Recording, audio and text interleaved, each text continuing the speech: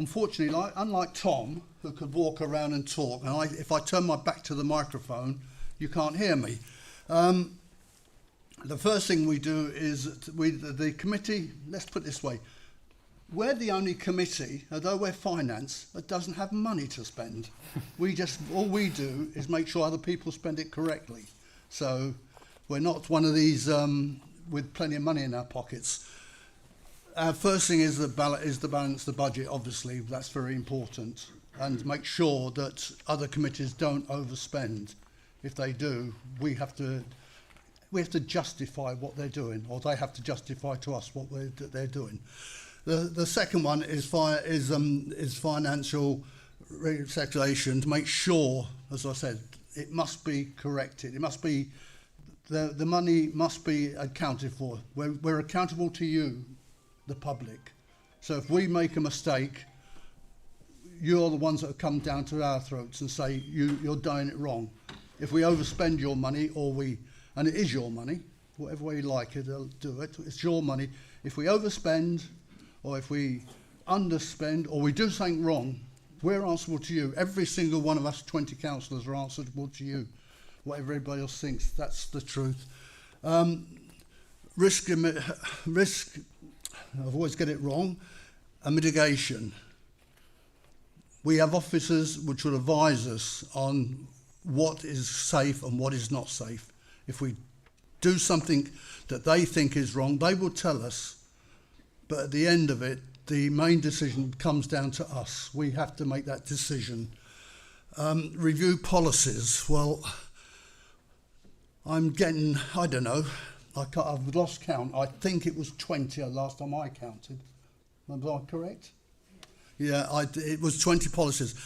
Every policy, if it's a health and safety, if it's for the money, or whatever the policy is, each year has to be basically gone through and checked. If it's not, we could make mistakes. We try not to do that. Right. Oh, going the wrong way, sorry. So we need to, as a council, to make sure that we balance our budgets. We can't spend more than we got. On the other hand, we can't waste more than we have. So it's very important that we get it right the first time round.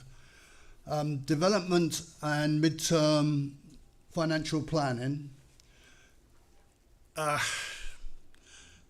It means that for the next year or 2 years to come, because obviously we could all get thrown out next time, we have to get it right. We have to get it right. We have to know what we're doing for the future. If we don't, things will go seriously wrong.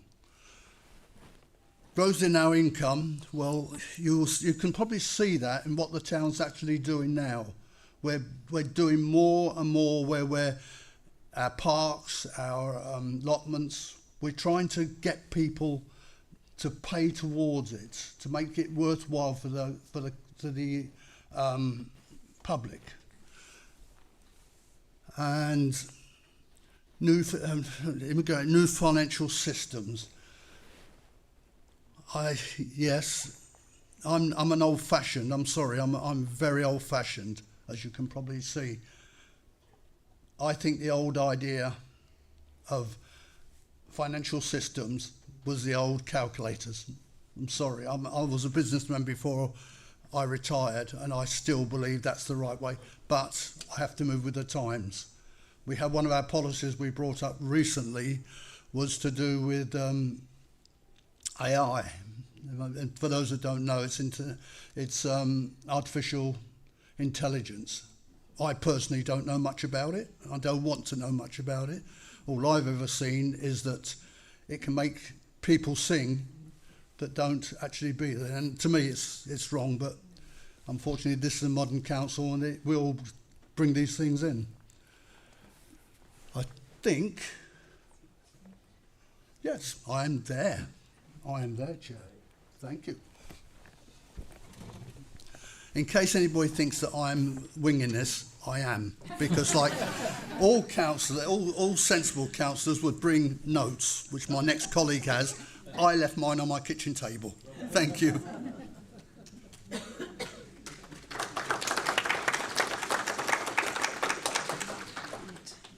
now going to introduce myself. I'm going to do this a couple of times this evening. I'm also chair of the Personnel Committee, along with Councillor Federica Smith-Roberts. So what does the Personnel Committee actually do? We've got a lot of duties assigned to us, which thankfully, most of them we actually haven't had to carry out. Things like disciplinary matters for the clerk and the responsible finance officer, senior staff dismissal appeals and recruitment procedures for a new clerk or FO. Thankfully, we haven't had to do that. We meet every 2 months, and most of our agenda items are actually reviewing and recommending employment-related policies. As Chair and Vice Chair, Councillor Smith-Roberts and I carry out the clerk's annual appraisal and quarterly management meetings, so really exciting stuff. But we've had a year of some really key projects that we've actually introduced to the Council this year. The Council's pact values were created after engaging with staff to help create a shared vision. The team aim to promote respect always, to be ambitious and accountable, to be compassionate and to be trustworthy. I think they're fantastic values, and we've definitely seen them demonstrated by the team. In December 2024, we adopted a new team structure to enable the staff to improve service delivery. The team has grown massively. There was initially a plan for 3 staff members. I lose track of what we're up to, but it's into the 60s, 64, as we're taking on more and more staff to cover the green spaces and maintenance that we're taking on in the town. We've introduced a range of new policies covering things like staff well-being, flexible working, maternity and fostering leave to support our teams and enable them to excel in their roles. We conducted an employee well-being survey, which has given us really valuable insights in how to improve the workplace. And it was really gratifying to see the overwhelmingly positive responses from the team, which affirms that we are actually on the right track. We had an apprentice recruitment drive to bring talented young people into the organisation and develop their skills. Whether they're in office or facilities roles, they've fast become an asset to the organisation and really valued team members. Let's see if it catches up. This year, we introduced our employee assistance programme, and it provides staff with access to counselling and occupational health services when they need it, as well as a perk box staff and rewards scheme, which is a really cost-effective way of making our employment offer even better. We've also introduced the employee recognition scheme to celebrate the achievements and dedication of our staff. We've got a couple of awards to announce. I'll do that in a moment.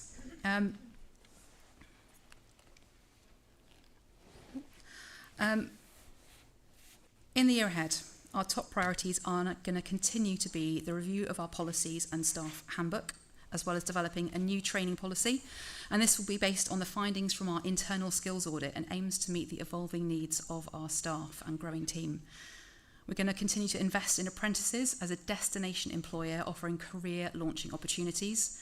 And we're going to use the insights from our wellbeing survey, and we'll keep looking for ways to make impactful improvements into our workplace. So, the annual staff awards. I'm quite excited about this. This is the first time we've done this. This didn't feature in last year. And I would like to start by congratulating all the nominees. It was really heartwarming to see so many team members put forward by their colleagues with such glowing testimonies. I was part of the scoring panel, and it really was a tough decision. Thank you very much. Our first award is for the Rising Star. The award goes to is judged on the nominations made by their colleagues, and the award is for an employee who has demonstrated growth, enthusiasm, or potential with their role.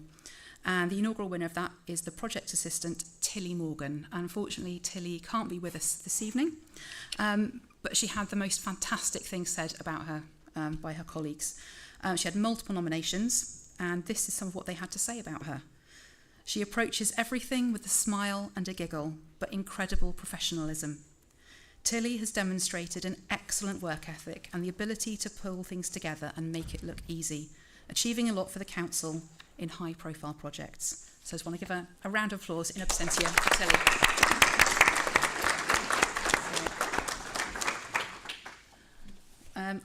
Our second award is the Councillor Recognition Award, and this was nominated by all the councillors, put forward somebody, and was judged by the scoring panel, and the unanimous winner was Joe Comer, our civic lead.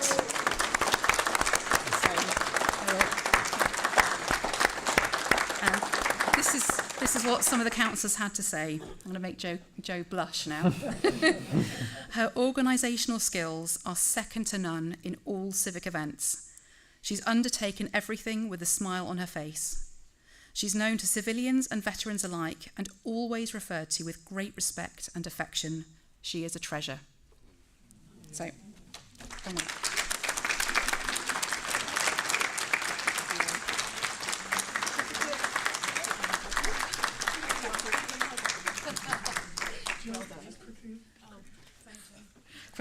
Quick photo. Come here. I want to get that in the background. Just come forward. Just like an hour. I'll shake. Just turn. Okay. Very still there. Smile,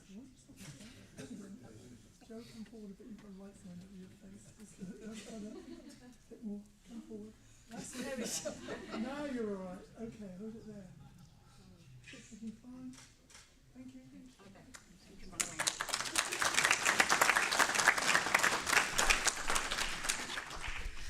You can tell we definitely haven't done this bit before. And now it's my pleasure to present the Employee of the Year Award. The nominees were put forward by their colleagues again, and we had over a dozen really deserving names put forward. But the inaugural winner, as incredibly well deserved, is Vicky Waterman. Vicky, I say I'll applaud in a minute because we're going to get her up. But before, rather than make her stand here and listen to this, standing next to me, Vicky is the epitome of dedication and excellence. She's always approachable, making time to support her colleagues and answer questions thoroughly, even when she's busy. Her commitment to providing training has significantly benefited our entire organisation. Vicky's openness to feedback and her proactive approach to improving our services were evident in the nominations she received, which spoke to her actively seeking out ways to enhance our processes and implementing suggestions with enthusiasm. Her colleagues also described her as having a bubbly and fun personality, which make her a joy to work with. In the finance area, Vicky has been an unsung hero, handling numerous challenges with an unflappable and tenacious attitude. Despite the significant changes and pressures this year, she has consistently gone above and beyond, working extra hours to ensure the Town Council meets its responsibilities. Her efforts in streamlining processes and transitioning to new finance software have been invaluable. Vicky's professionalism, approachability and willingness to learn make her a true asset to Taunton Town Council. She's taken on additional responsibilities, supported HR, and continuously sought personal development through her AAT qualification. Vicky, your dedication, hard work and positive attitude have not gone unnoticed. Congratulations on being our Employee of the Year.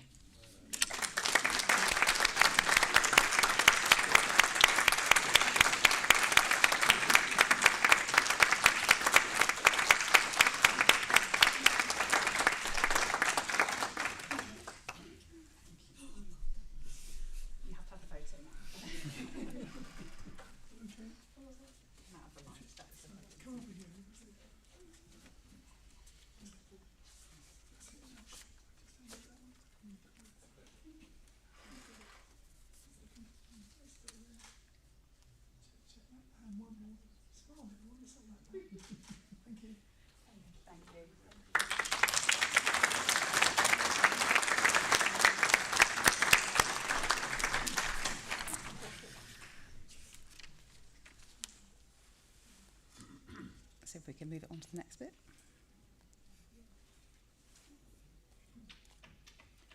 I might leave Bev to wrestle with the clicker because it is now my pleasure to hand over to Councillor Bev Fernandez to report back on the Community and Place Committee.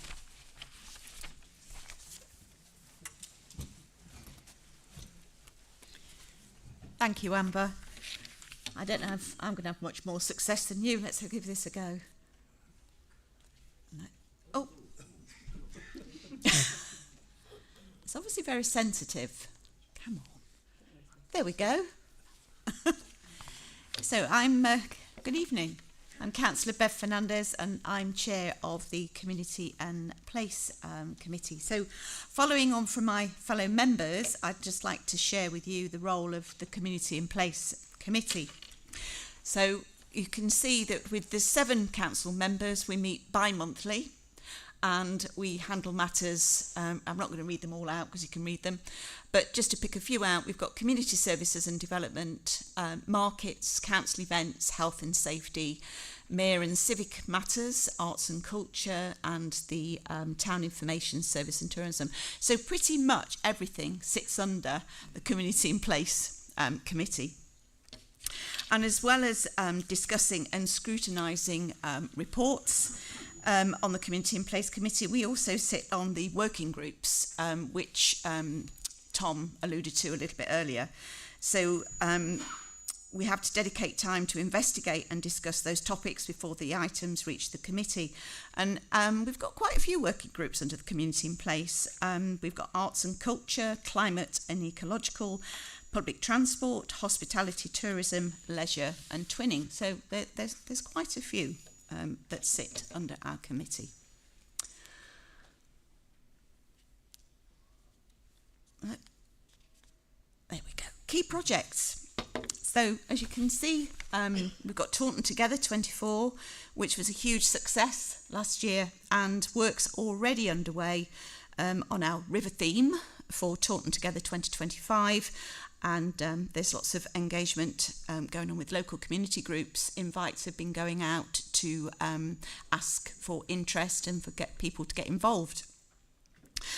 Our Urban Tree Challenge has been a great success, and it's an amazing incentive that's seen the 400 trees planted in parks, and for Galmington Park that's in my ward of Manor and Tangier, it's great to see all those lovely trees that have been planted. It's also good to see they've been planted with cages to protect the bark and actually hopefully help them stay in the ground.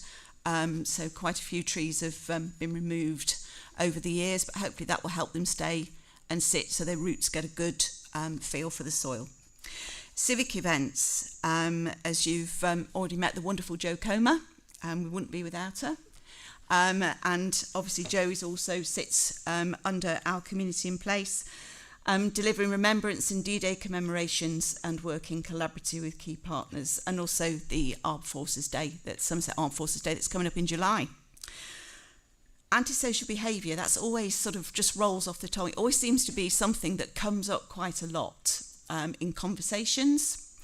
And we've heard the we've appointed a street marshal, and we've recognised and acted on the needs of the community.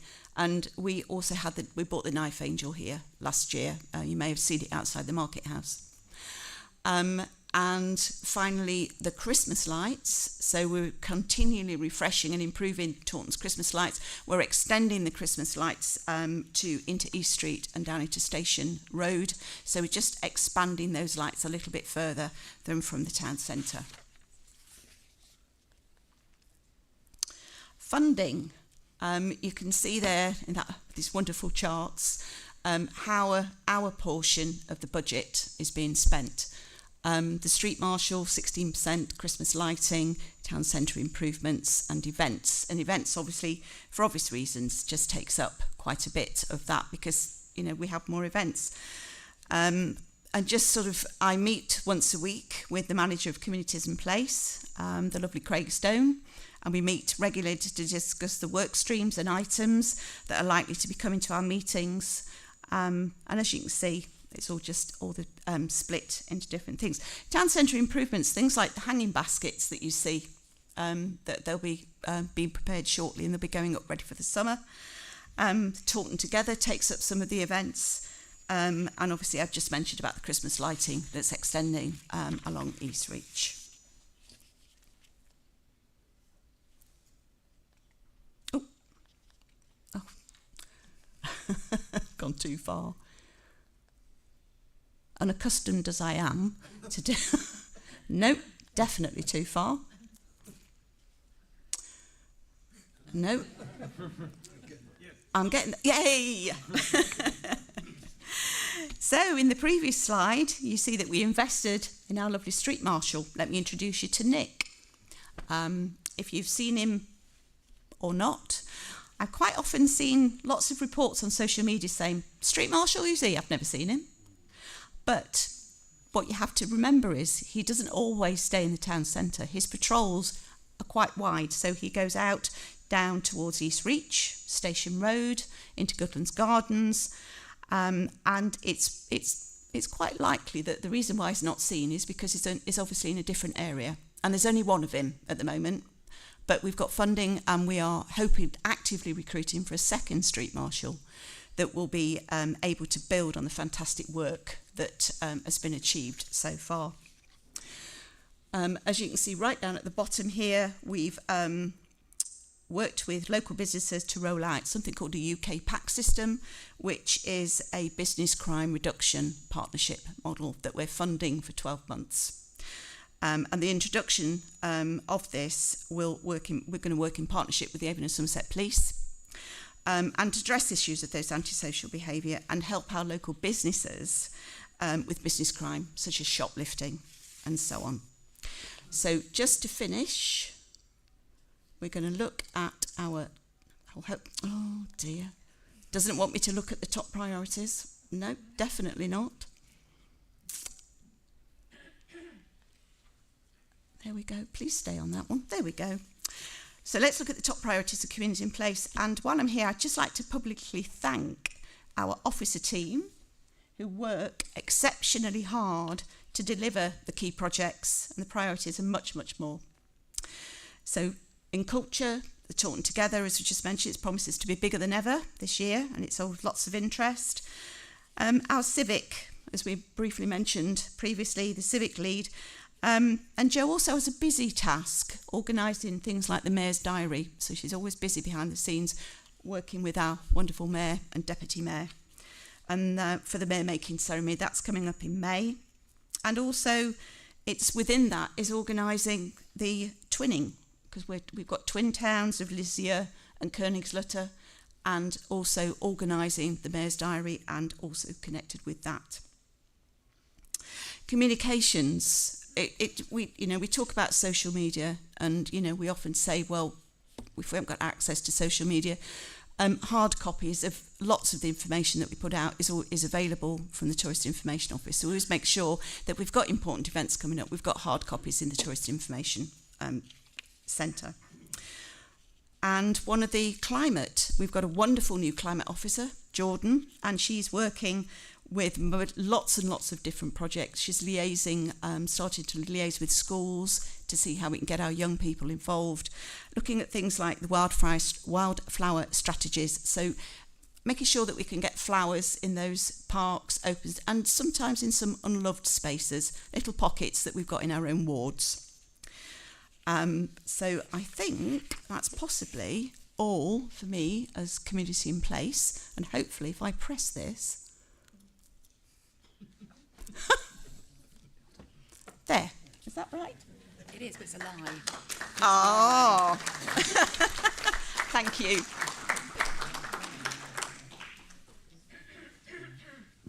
It's a lie. Oh. We're all just obsessed with public toilets. It is my favourite working group. Because we're running slightly ahead of time, I'm going to very sneakily ask Councillor Nick O'Donnell to come up and excite you all with our public toilets before we go off for a break and talk about the work of the Operations and Assets Committee. Thank you very much. Which button is it?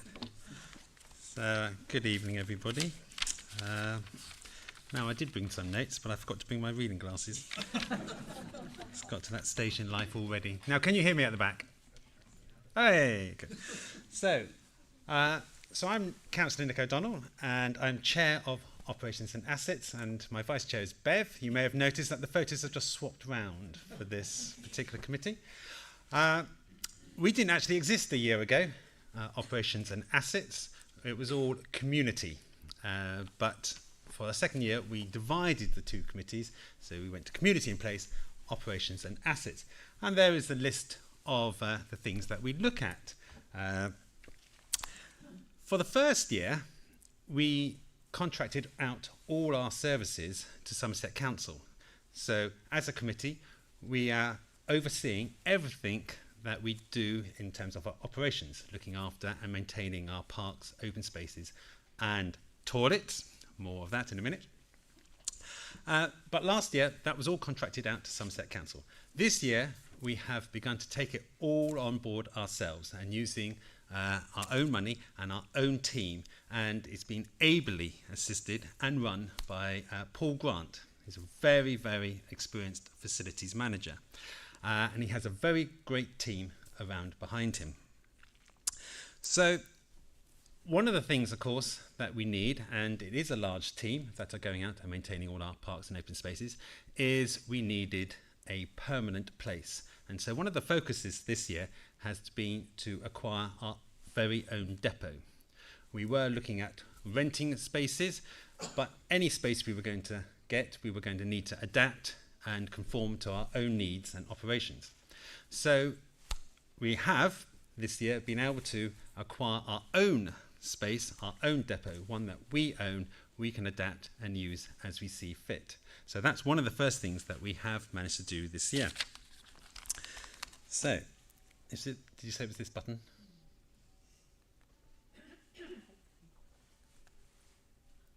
No, there we go, key projects. So here are some of the key projects that we've been looking at this year. I've already mentioned the depot. That's one of the key things that we have managed to achieve this year. Some of the things that we've managed to look at is our speed indicator devices. As a committee, we've managed to purchase 3. We did that last year, and we had them installed in November. We've got another 3 coming, and we have identified locations all around the town. And the aim is that over the course of the year, they'll all move around. And you won't know where they are. They'll just suddenly appear, encouraging you to slow down. Speed indicator devices are wonderful things. They're a very good way of reducing people's speed. And I think we're all just encouraged to reduce without having to resort to penalties or fines. So one of the things, many residents did actually ask for these last year, and it's one of the things that we have managed to deliver as a town council, putting out more speed indicator devices. Other things we have is green flag and electric tools and vehicles. I'll say that in a little bit more. But finally, funding. So as operations and assets, we probably spend the most amount of money of the council. If you remember that slide earlier, it's about 35p out of every pound. Most of that goes on our parks, pavilions and toilets, and helping to improve them and get them up to a service that we are proud of. So finally, toilets. This time last year, I was the Mayor of Taunton, and as I stepped down as Mayor of Taunton, I became the Chair of Operations and Assets. And I used to joke, since toilets comes under my remit, that I'd simply swap one chain for another. I know. So, in our first year as a town council, we received many comments, and I'll leave it as that, comments about the state of our toilets around the town. But this year, we have one of those things that we've taken on board ourselves is the responsibility for the cleaning and maintenance of all our public toilets. We have a dedicated staff with dedicated materials, electric vehicles, and they have done a fantastic job. And I can't praise them more highly. In fact, I'd like to take this opportunity to thank all those who every morning go out and open our toilets, clean our toilets, and then at the end of the day, lock them up for us. As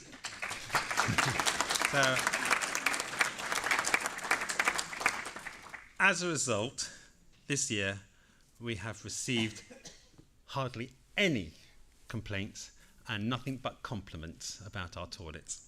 Of course, it hasn't just ended there.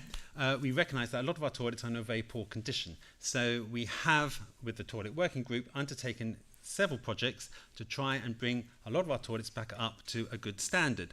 You would have seen that the toilets in the Cannon Street car park are currently under scaffolding, or fenced off. These are being updated and improved. Also, the toilets in Hamilton Park, they are also being improved. But on top of that, we have also, in conjunction with Somerset Council, taken on the changing spaces toilet that is based over at the transport hub, and hopefully we'll be able to get that open soon. Also, and one of our biggest bone of contentions, is that the Paul Street toilets were closed last year. We were very regretful about that, and we have worked hard to try and get them back out of Somerset control and into our own hands, and we have got plans now to improve those and make new toilets available. So hopefully sometime by next year I'll be able to say that these toilets are now officially open. We can get the mayor to come and open them. Bring her own chain. It's a joke that just keeps giving there. So do enjoy our toilets. When you're wandering around Taunton, do take the time to go and see how they are. So our top priorities as operations and assets this year. Well, one thing that Paul Grant is very keen to do is to improve our sports facilities. We've got a lot of pitches, most of our parks come with pitches, and we are trying to get them up to a very good high quality, and we actually do make quite a bit of money out of them. So, because we can rent them out, and we like to keep them maintained at a high standard. We have, for our parks, been working hard to maintain our green flag status. This is a way of ensuring that the biodiversity and the environment are protected, and not just protected, but enhanced. We have 3 parks with the green flag status, and the hope and aim is to extend that to other parks. I've dealt with the toilets. Accessible play parks. So one of the other big projects we've taken on this year is to have a review done of all our parks. My local park was the trigger of this. Wanted to replace some equipment, and we thought, well, we need a wider strategic view of how are all our parks functioning. Are they being accessible? Are they inclusive? Do they have good play value?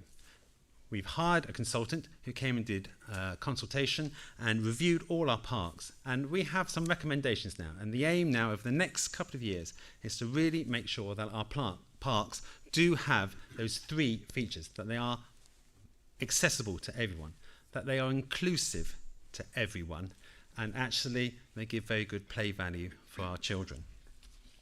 So that's our top priorities over the next year and leading up to the next election. And this button really doesn't work. There we go. Are we going on to that one, or are we going back to the break? We are going on to that one. Right, in that case, I shall hand back over. Thank you, Councillor O'Donnell. We're thinking you can hold on another 5 minutes before you have a cup of tea. We're whistling through these. So I would like to invite Councillor Solé to come up and do a presentation on the Planning, Development and Licensing Committee's work this year. Thank you, Connor. Good evening, everyone. Hope you're well. Thanks so much for coming this evening. This is the Planning Committee. It's myself, Chair, and Deputy Chair is Edward Furman. Some of the things that we discuss at our meetings will be commenting on planning applications from the local authority, commenting on local plans, structural plans and other regional studies, commenting on licensing matters from the local authority, street naming requests, recommendations on weighting restrictions in the town, neighbourhood development plan updates, and any other matters get delegated to the full council.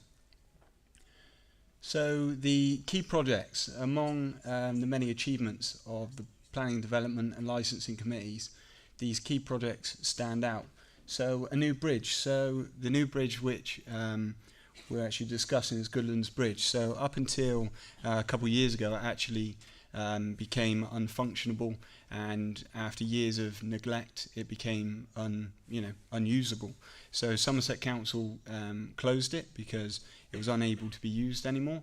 And this was a really big ask of from a lot of people that this should be back in use again. So, after surveys and public consultation, a decision was agreed in principle to replace the footbridge in Goodlands Garland Bridge.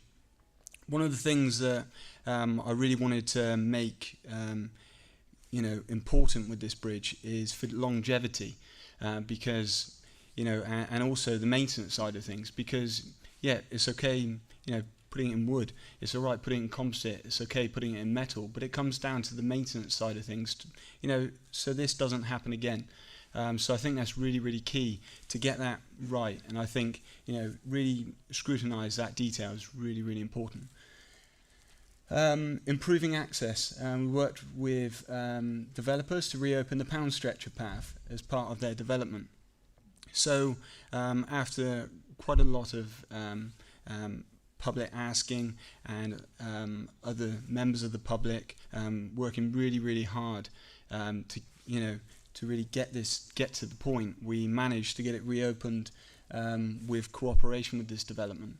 And with this stretch, with the pound stretcher of a path going alongside the river, it really does link up well, so you can go down to the Goodlands Park, you can go along, and it surprisingly it does speed up the journey, but also it improves people's path to work. It improves just different access ways of people just getting places. So that's really important, and we're really happy that that's back opening, and also working alongside all the time, making sure that detail of if there was any closures or if there was any need for any works done on the river, we know that for updates, and we're happy to work ahead instead of being the path's closed, people are upset. So we work in advance to make sure that happens.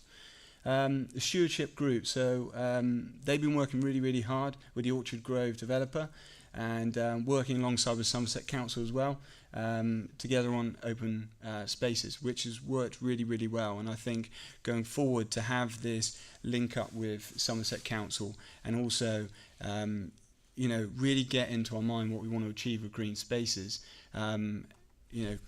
efficiently, I think that works really well. Improve roadways, so assisting residents in resolving speed and parking concerns and improving infrastructure.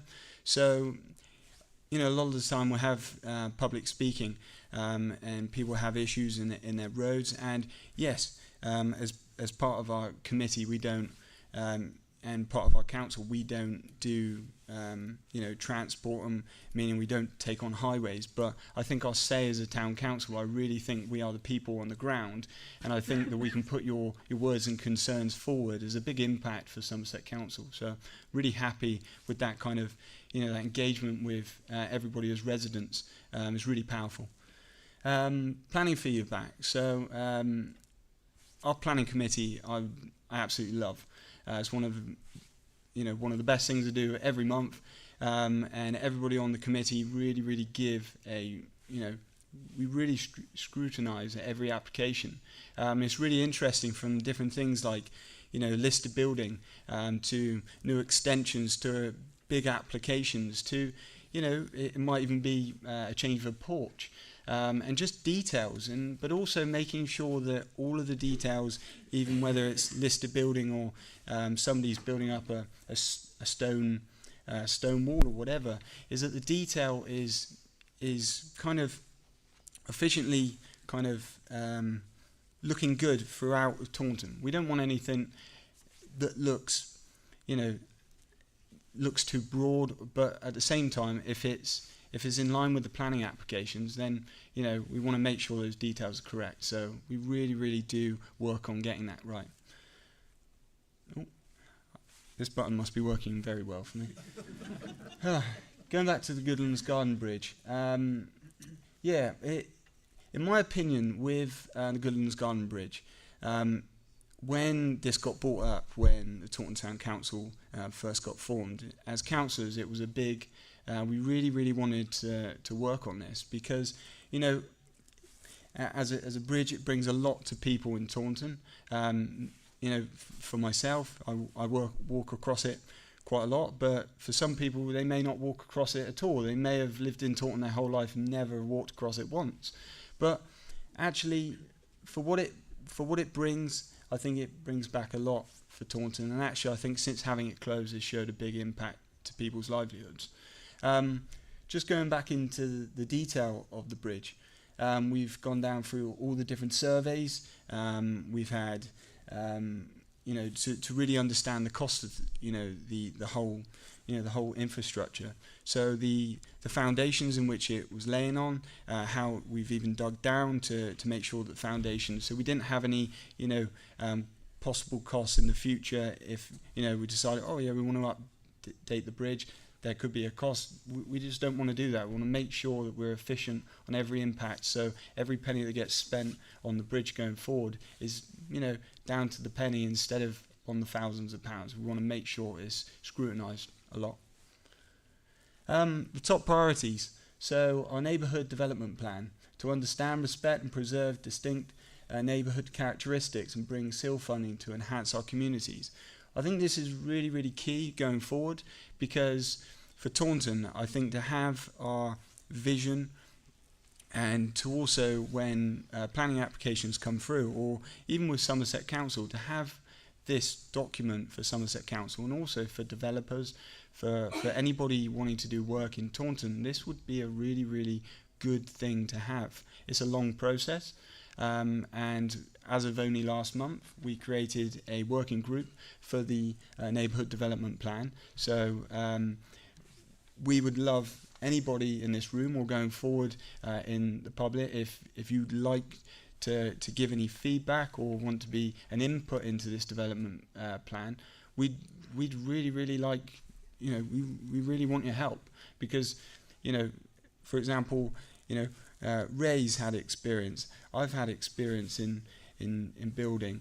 You know, there's lots of people with lots of input, so I really want to put that out to everybody. So if you are interested, do message us. Provide comments, so continue to provide factual, open-minded and prompt planning comments that help to preserve distinct neighbourhood characteristics. Something that we work on really hard, as I've said already, and I want this to continue, and every month we really, really do work hard. Enhance our green assets, so put the garden into garden town by improving our green assets wherever possible. Really working hard on this, and we really want to make the link up also with the garden town to make sure it's done efficiently, and also make sure that our town, Taunton, is as green as possible. The stewardship model for assets, looking after our assets, including potential opportunities for new community assets with the new stewardship model. I think this is really key as well. So just going over the broad of the top priorities, just going back to the neighbourhood development plan, I'd really like to, you know, put out again that if anybody would like to help with this, would like to be part of the working group, I really do think this could be a really big input for Taunton. That's it. Thanks so much. Thank you.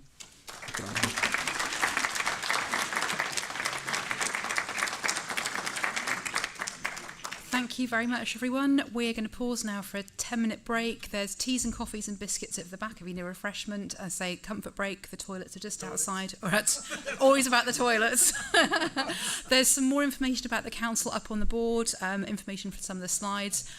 Do feel free to accost staff or councillors if you've got any questions or if you just want to chat about anything. But otherwise, we'll be back in 10 minutes for some civic awards.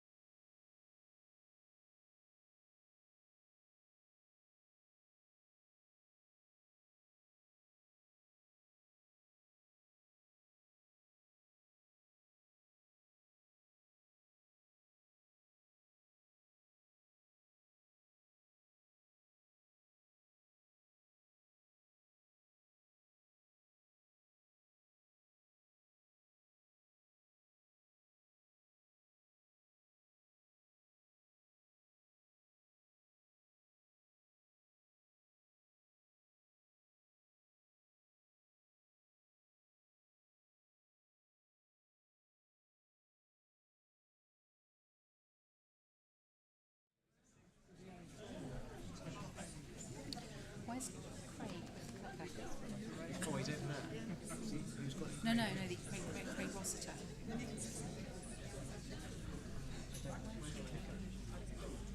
Craig was going to do it. Where's Craig gone?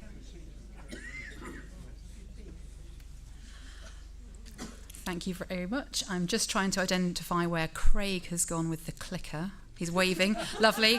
I'm going to be doing the next slide thing, and he's going to be operating the clicker and see if we have a slightly more seamless tech experience. So we're having fun with the agenda this evening and shuffling it all around to keep us all on our toes. So we're going to dive into my next section. It's the Me Show. And I'm going to present the report from the Grants Committee. So next slide, please. Oh, Craig.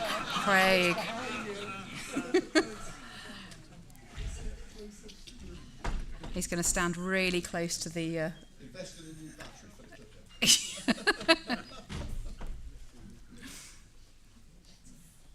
It's only a picture of me, the next slide, so it's not very exciting.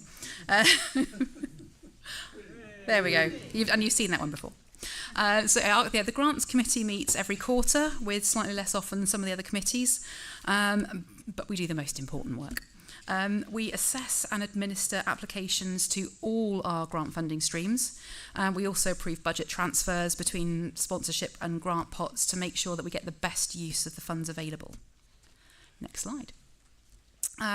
There are a variety of ways that the Council support local organisations' initiatives, and the Grants Committee oversees 5 different funding streams. We have general grants of up to £2,500, and that's the broadest category, and that's the award we give out the most often. It's available for projects, events and capital costs that directly benefit the residents of Taunton. We have a multi-year youth grant scheme, which is now in its 3rd year of the cycle, which provides up to £5,000 a year to support youth services in the town. Our sponsorship pot supports non-profit events and activities which are free to the public, such as the French Weir Fun Day, Pride in Prizewood and Taunton Carnival. And our largest funding pot is the venue grant, which now offers up to £30,000 to support organisations with community facilities to develop sustainably and enhance the overall well-being of the residents of the town. Finally, our smallest pot is our donations fund, and these are small grants of up to £250 designed to support local community projects, events and activities. Over the last year, we have distributed a total of £262,500 to 56 applicants with a grant success rate of 86%. I love this committee. It's such fulfilling work. The graph shows the broad split of the type of projects we support. The largest sector is the arts at 41%, but it's really worth mentioning that a lot of the arts projects they're youth-based, they've got significant well-being or diversity aims. There's a lot of crossover between those categories. And I'd say that almost all of the projects that we see aim to contribute in some way to the well-being of the residents of Taunton, whether that's health, mental health, just general well-being. They all have such a positive impact on the town. I'd like to shine a little spotlight on the donations fund. It's small, but it's beautiful. The pot was really underused last year, and we would love to see more organisations accessing it. If you know anyone that would apply to, please let them get in touch. We've refined the application process to make it much easier. We've delegated the decision-making to the clerk and myself to make the process much speedier, so there's no need to wait for the quarterly grant window to apply, but these can be received at any point during the year. If you want to find out more or apply for any of our grants, please see the website for details or contact our fantastic grants lead, Will. We're going to be hearing from some of the organisations we funded over the last year in a moment. From the general grants given to Taunton Canoe Club and Somerset Youth Theatre to our sponsorship of Taunton Pride and the support for the venue costs across Kickic's 2 sites, I hope you agree that we've made a truly positive impact on our residents' lives. Before we hear from them, I'd like to highlight some of the great feedback that we've had from some of our other grant recipients. Taunton Welcomes Refugees said, "I would certainly recommend that other charities with eligible needs consider applying for a grant." Couldn't agree more. Somerset Film said, "The grant scheme is a very bright light in a very dark funding landscape." And I'm sure you're all aware that there's cutbacks nationally, there's cutbacks locally with funding to organisations. So we're really privileged to be able to carry on supporting the great work that these organisations do. According to State of Trust, it was a straightforward process and a valuable part of a jigsaw of funding that's needed to deliver arts and cultural events. And this is one of the key things about this grant money, is that quite often it's seed funding or match funding that actually brings more inward investment and brings money from outside the town, from outside the county, to help support our projects. So whilst we have a pot of money that we can give, it magnifies, it amplifies and gets even more money in to support the great work we're all doing. And now I'd like to introduce speakers from some of our charities that have come to speak today. And first of all, I think we're going to watch a video from Kikik.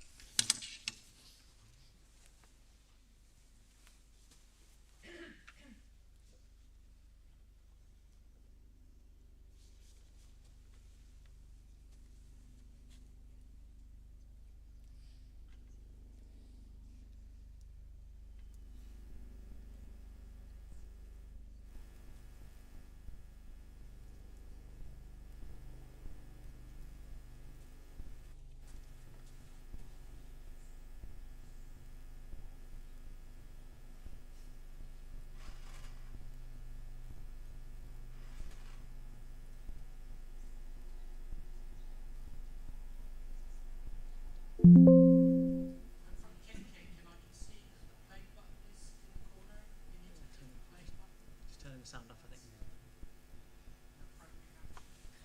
Thank you.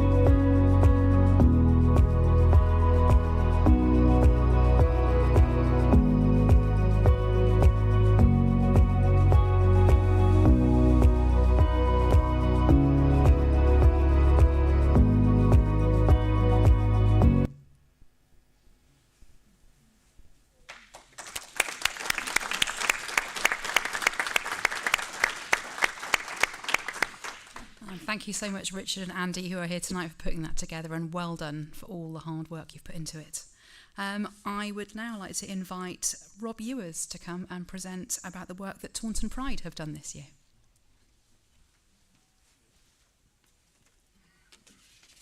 Thank you. Can everybody hear me okay?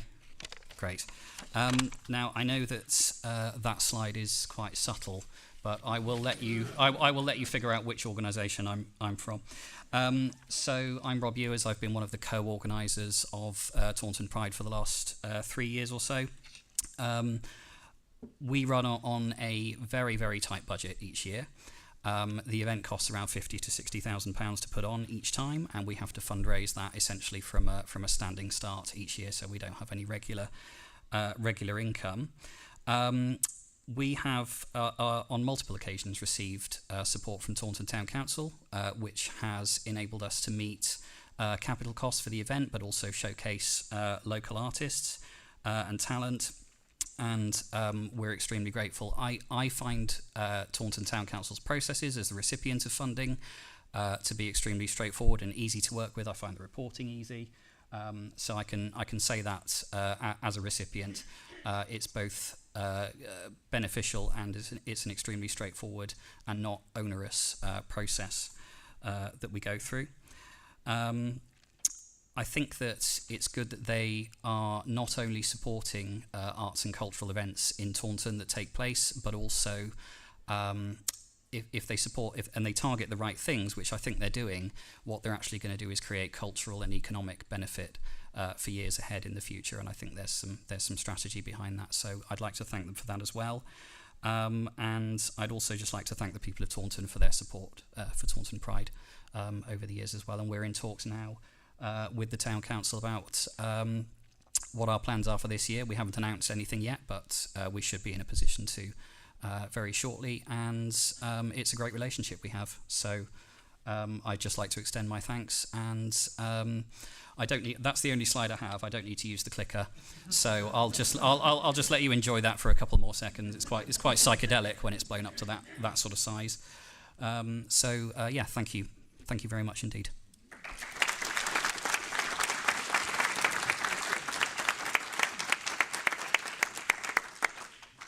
Thank you, Rob. I'm looking forward to seeing what's going to emerge.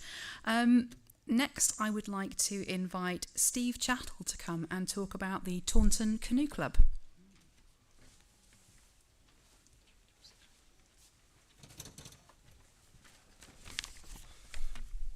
Thank you very much. And first of all, thank you to the committee for the grant. We found it extremely useful.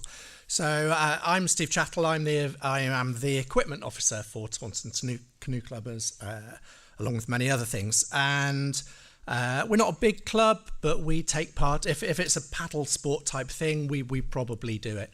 Our juniors paddle on a Wednesday evening and our seniors paddle on a Tuesday evening. So if anyone fancies a go at canoeing or kayaking, then you'd be more than welcome to drop down and join us and see how you get on. So thank you for the slide. We used the money to try and increase participation in canoe polo in the Taunton area. Canoe polo, it's not a widely recognised sport. It's probably best described as a bit of a mix between five-a-side football, rugby. Technically it's not canoeing because we sit in the boats rather than kneel in the boats, and it's a double-bladed paddle. So it's technically kayaking, but we call it canoeing. So in terms of what we did, if we could have the next slide, please, that would be great.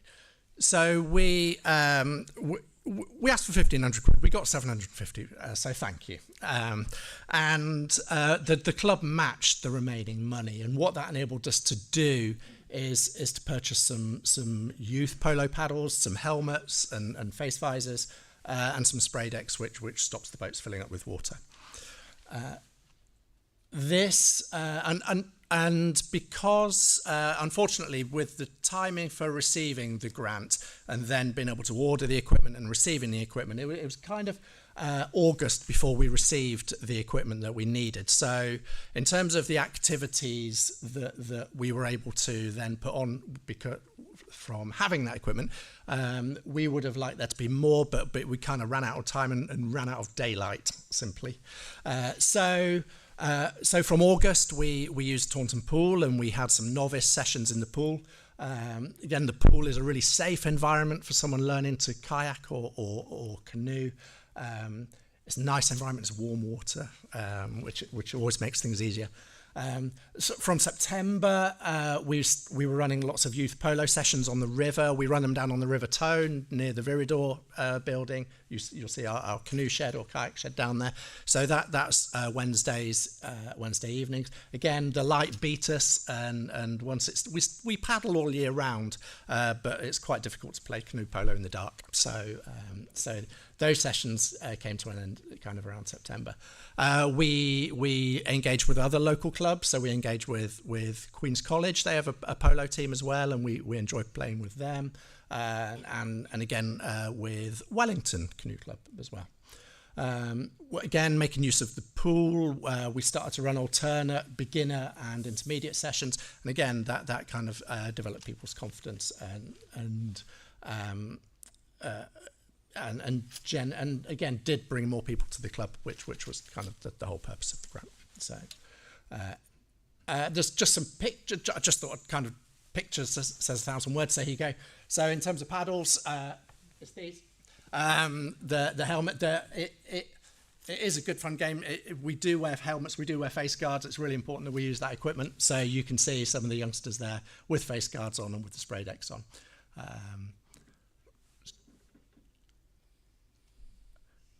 And here's one of our youngest players. So what was the impact of the grant? Again, through September, we had 24 youth players on the water in September, which we were really pleased about. Having proper, smaller junior kit meant that the juniors were playing with kit that was appropriate for their size, rather than trying to play with adult kit, which is really difficult for them. And as a consequence of that, we've got lots of people still doing trial sessions, but actually 2 new members have signed up since the taster session started. So in terms of what's next, again, we once the nights draw out, you'll see us not necessarily every Wednesday night, because we do other types of kayaking and canoeing. But once the nights draw out, you'll see us playing polo again on the Wednesday nights. We'll continue to engage with Queen's College and with the Wellington Canoe Club, and we'll continue to use the pool sessions.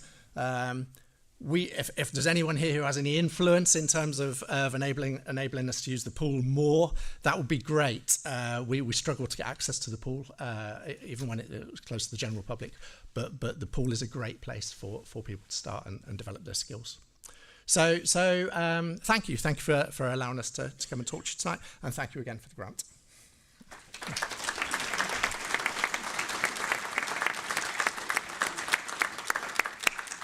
Thank you very much, Steve.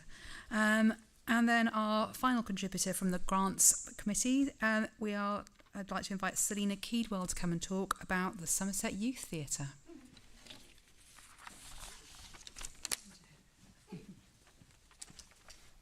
Hi.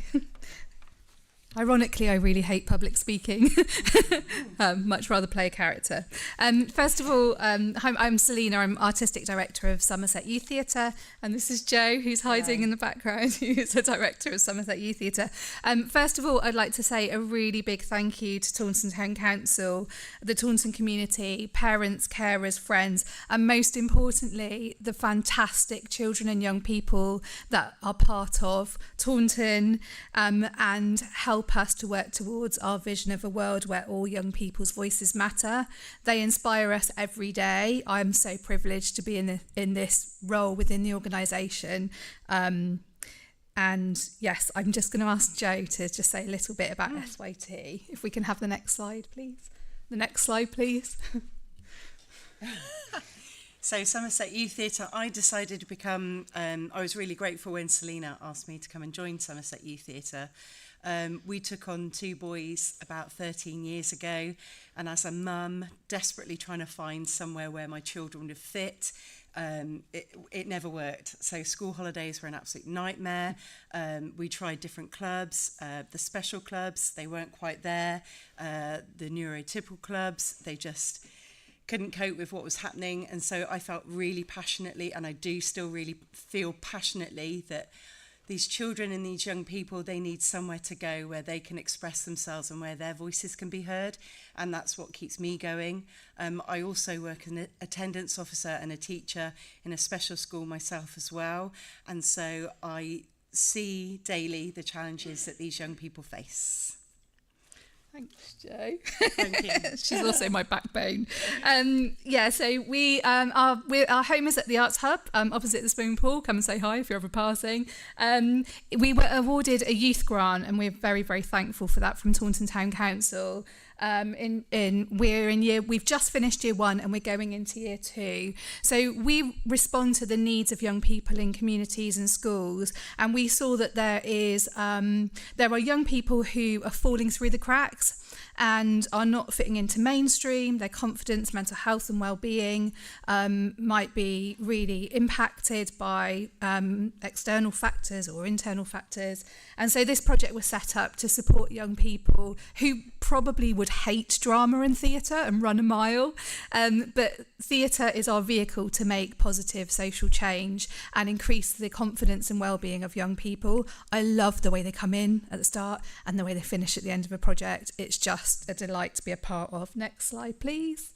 I can ramble. We recognise that there is a national focus currently on attendance, and we are curious about what that means, because young people talk to us and they tell us what it means to them. And we believe in a place of shared learning with schools and communities and families. I really feel the division at the moment. I don't know if this impacts anyone in the room, and I'm sorry if it does. And I think we need to work together. And so through the grant, we've been able to create a space where we can be curious about what that means. There's a lot of planning and preparation in events. We did all that first, and then we delivered 52 contact hours of art space activity quite intensively with 7 targeted children and young people. And I should say this isn't one of them in the picture. Facing emotional school-based avoidance, there's all these terms that come across. And we also worked with 27 local children through Somerset Youth Theatre to create a horror experience at the Albemarle Centre, which we called Scary Conference Centre Tours. The event was sold out. We did it 5 times in a night. I think some people might have been there. Yes, next slide, please. The young people learnt skills in professional creative education. And this is lovely Sonia, who is one of our artists, who worked with young people on special effects makeup. Next slide, please.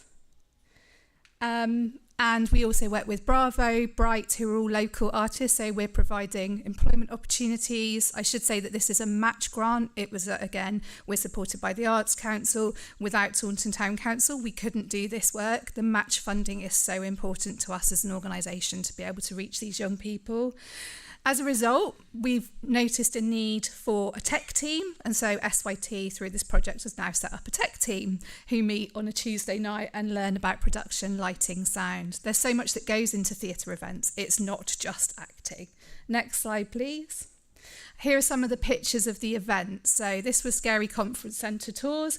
The chap here on the left, the young people put a call out for a professional actor. They chose him. They sifted through applications. They cast him. All of the costumes, the lighting, the sound, the props, everything, the narrative. Oh, hold on there a second. Can you go back to the vicar? So the Albemarle Centre were incredible partners. They routed through loads of historical documents from the building. I don't know if you know, it used to be a glove factory, it was a nursery, it was a chapel. So the young people looked at the history of the building. We found this brilliant picture, next slide please, of Reverend Berman, who was a vicar. Did anyone know him? I think it's probably before your time. Anyway, we brought this chap to life, and young people, one young person in particular, wanted to give him a voice, and so he learnt skills in voiceover. And another young person got really inspired and went away and created a whole piece of creative writing about a wedding, which inspired a zombie wedding. And then we were donated a wedding dress, and then they completely wrecked this beautiful wedding dress and covered it in blood. And next slide, please. You'll see. Next slide, please. And this is what happened. So audiences were terrified by a zombie wedding that happened upstairs in the conference centre in the Albemarle. But this is young people's brains, right? You give them the opportunity to own it, and this is what they do. I couldn't do that. I'm just lucky to be able to facilitate it and bring those things to life. So all of this was co-created by young people and professionals. Next slide, please. All of the young people 100% achieved arts awards that were involved in the project. These are young people who are really struggling to attend school, to have any recognition, and it just shows the power of creativity and the arts to be able to make change for young people and enable them to believe in themselves because they're epic. Next slide, please. Yeah, these are some of the things they did. Next slide. Yeah, the popping boils bit was fun. Next slide, please. So what next? We are going to do an Arts Awards ceremony in the school that we worked with and celebrate the achievements of these young people. We have trustees and senior management coming to see what they've achieved. The young people want to deliver workshops to primary school students based on what they've learned, and they want to go back to the primary schools that they came from, which I think is really lovely. So we're working to take skills workshops to younger generations. We're also in, I don't want to jinx it because funding is the bane of my life, but we're in early stage talks with Paul Hamlin Foundation about a 3-year project that looks at being curious about attendance, looking at neuroaffirming spaces and safer spaces with schools, and how we can really work together to challenge a system that is not working for so many of our children. It's not us and them. We have to come together on this, and we really hope the government will come up with some curriculum reform that can at least start to make change. Next slide, please. Oh, that's it. Yeah, I just wanted to say a big thank you to everyone that supports our work, and especially Taunton Town Council. We're very, very lucky to have this town council. We're a county-based organisation, and I think that you have something really special here in Taunton, and we're proud that it's our home. Thank you.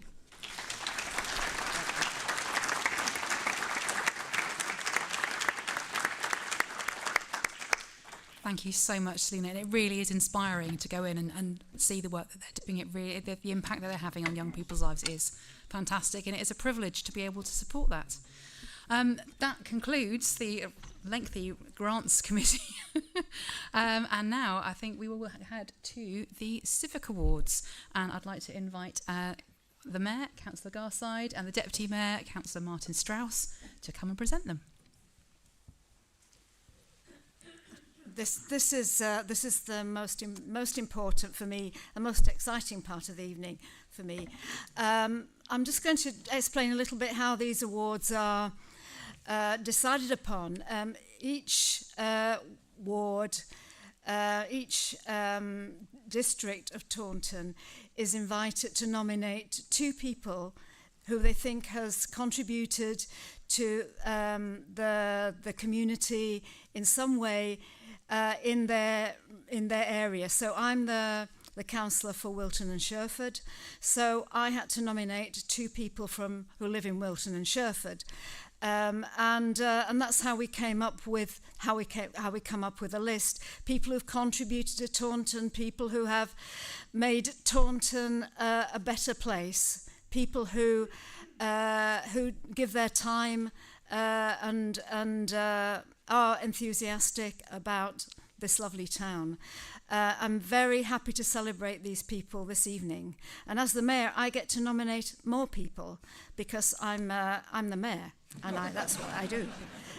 Anyway, Martin is going to tell you about why, who's been nominated and why they got the award. And I'm going to give them the award, give them a hug, and have my photograph taken with them. So I'm very lucky because I get to have my photograph taken with loads of super wonderful people. So I'm a very lucky person. Thank you.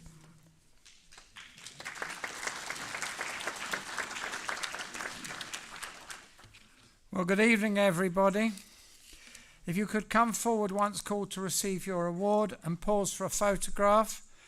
Please let Laura Sanders, our Media and Communications Officer, know if you would prefer she didn't use your photo in social media and press content. And anyone who's happy for their image to be used, please gather at the end of the meeting for a group photo. So the first award goes to Taunton Round Table in recognition of their outstanding service to the community.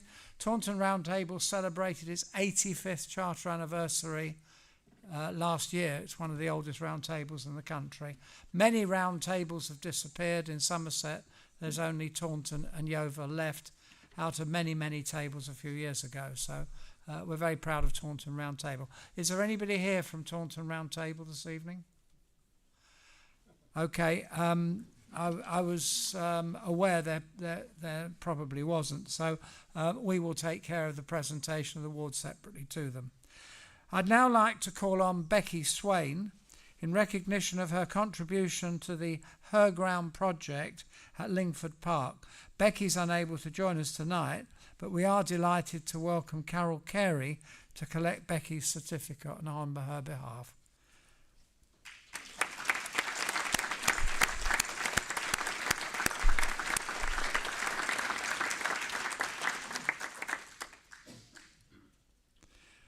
I'd now like to call on Lucy Oates in recognition of her contribution to the Her Ground project at Lingford Park. Well, as Lucy isn't here, we'll arrange for that to be presented later. I now move on to Brenda Prentice in recognition of her contribution to, in recognition of her service as a community champion, working tirelessly to see the footpath by the town bridge reopened.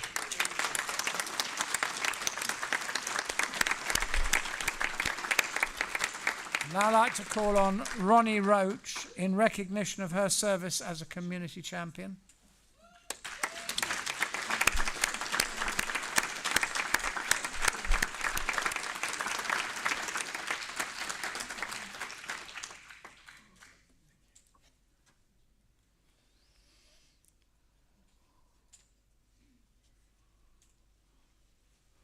I'd now like to call on Rob Ewers in recognition of his passion and dedication to the communities of Taunton.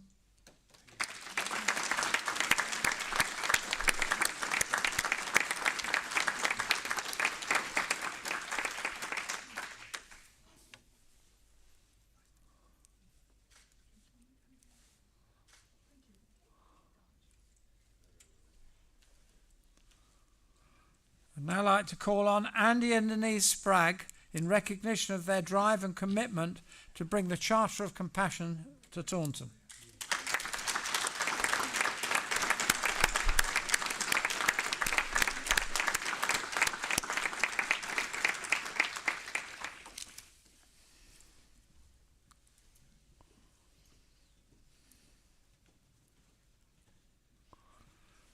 I'd now like to call on the Reverend Norman Steele in recognition of his encouragement and support to local artists and urban sketchers.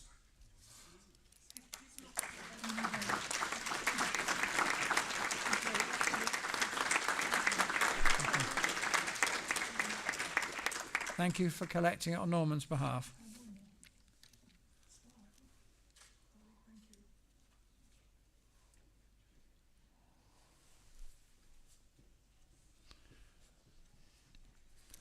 I'd now like to call on Dr. Adrian Webb in recognition of his written works highlighting Taunton's contribution to the successful outcomes of the D-Day landings.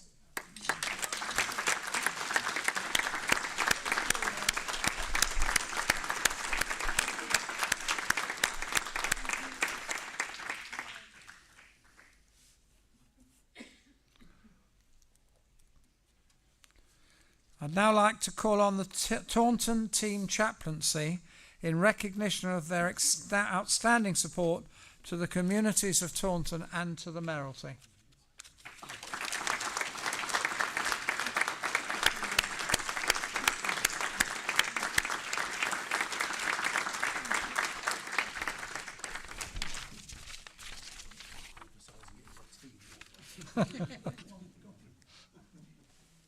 You do wonderful work.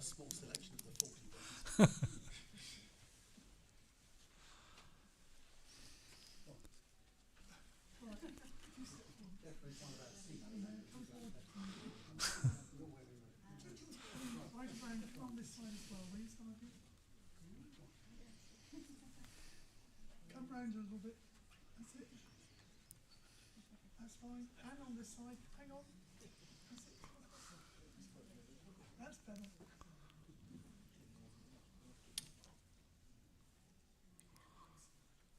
Bit more. Come up this way. Okay, that's looking fine. Start, everyone. Thank you very much.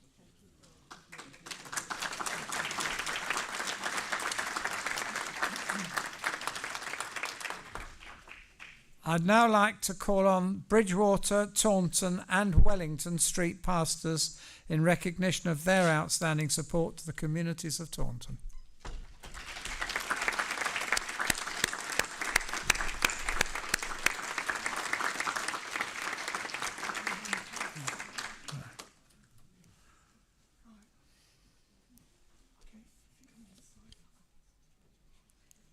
Use your height. That's it.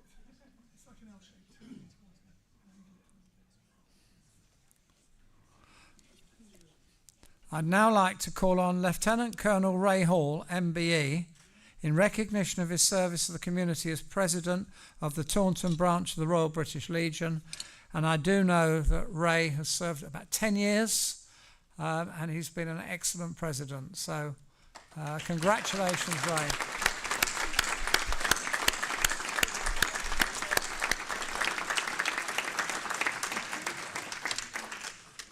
I'd now like to call Andy Berry and staff at Bridgewater and Taunton College in recognition of their dedication and commitment to achieving outstanding status. This is on every campus that comes under their control in both Taunton and Bridgewater. It's an amazing achievement.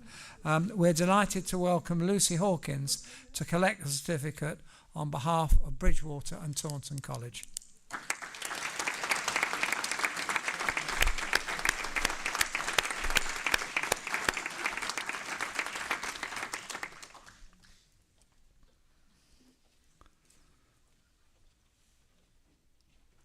I'd now like to call on David Lawson in recognition of his service to the community through ROSAG, which is the Residents of Staple Grove Action Group.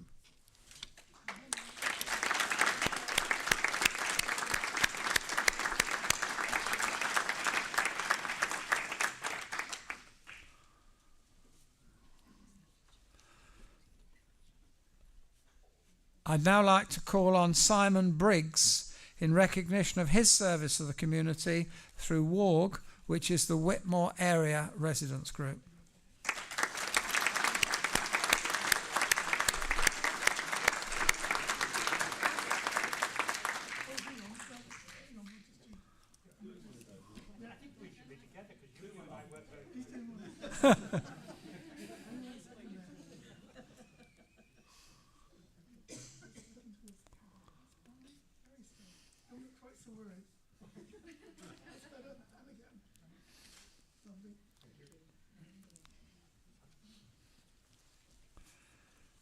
I'd now like to call on Leslie Council in recognition of her service to the community of Priorswood and North Taunton through the Priorswood Community Centre.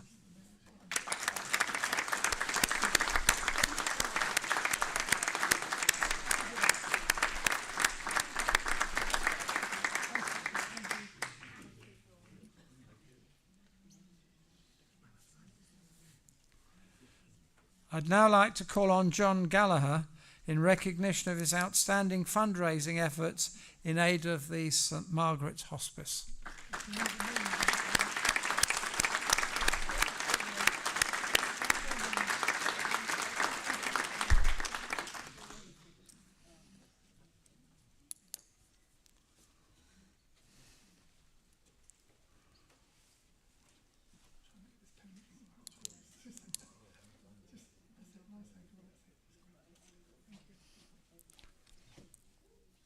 I'd now like to call on Dustin Etherington in recognition of his service to the community as Chair of LETRA, which is the Lane Estate Residents Association.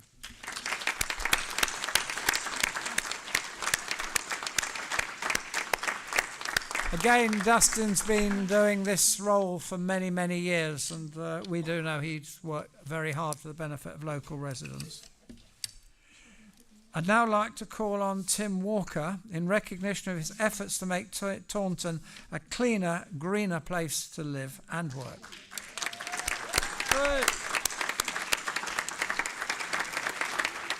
Now, many of you know Tim organises litter picks and all sorts of things to the benefit of the town. He's a really hard worker for our town, and delighted to give him the award.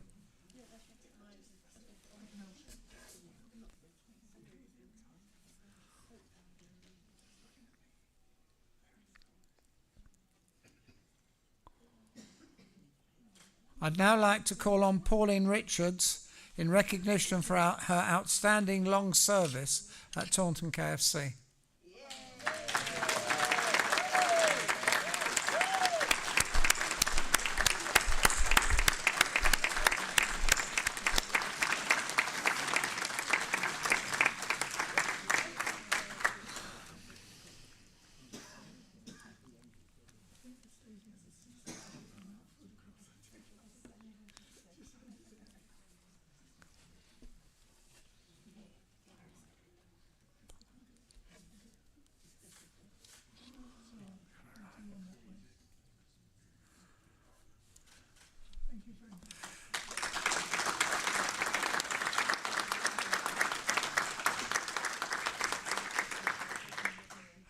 I'd now like to call on the head teacher and staff at Wellsprings School in recognition of their positive Ofsted report and in celebration of their 75th anniversary.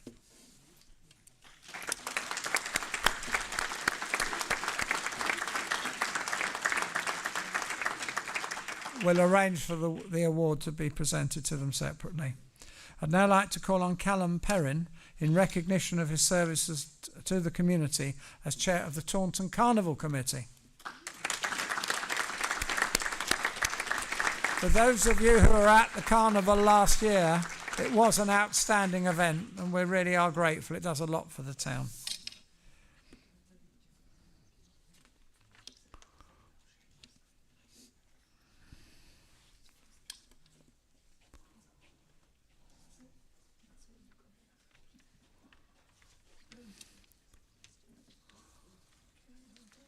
I'd now like to call on Val Hammond in recognition of our outstanding contribution to arts and culture in Taunton. Now, we understand Val's unable to join us tonight, but we're delighted to welcome Vicky Robbins to collect Val's certificate on her behalf.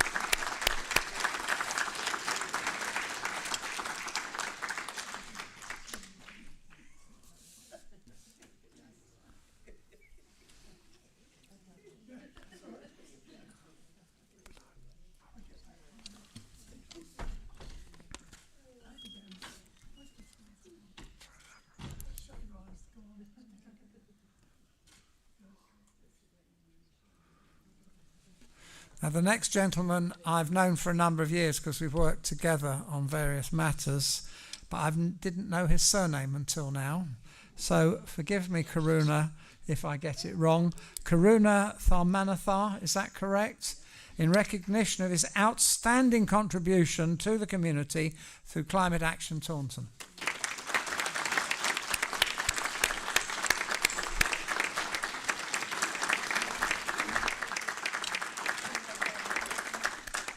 But we all just know him as Karuna.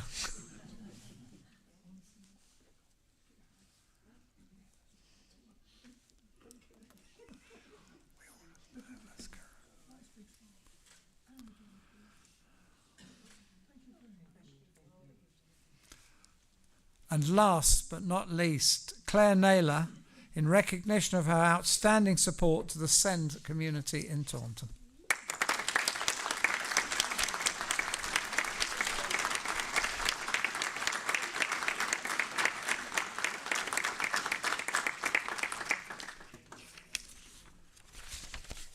And that completes the awards. Thank you.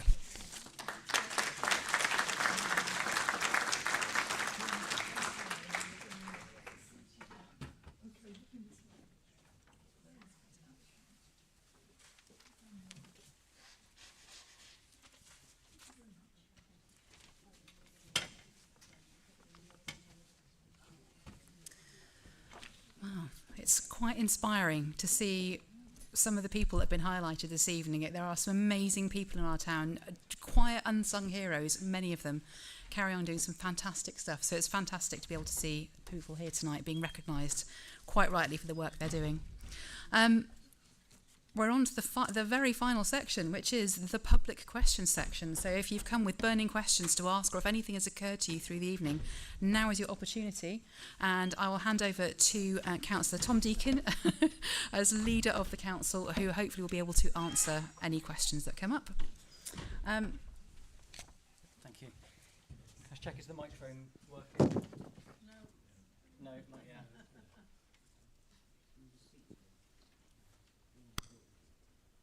Tom's the leader, so he gets the special microphone. There we go, that might be. There we go. We're on. Thumbs up. Wonderful. If not, we'll revert to, I might use the handheld. Do you want the handheld? Hopefully that one's working. There we go. You can't be tethered to one spot. No, I can't. I can't do it. I can't do it. It doesn't work for me. So we've got some questions that have been received in advance. So if I can just check, is Martin Adfield here this evening? Thank you, Martin.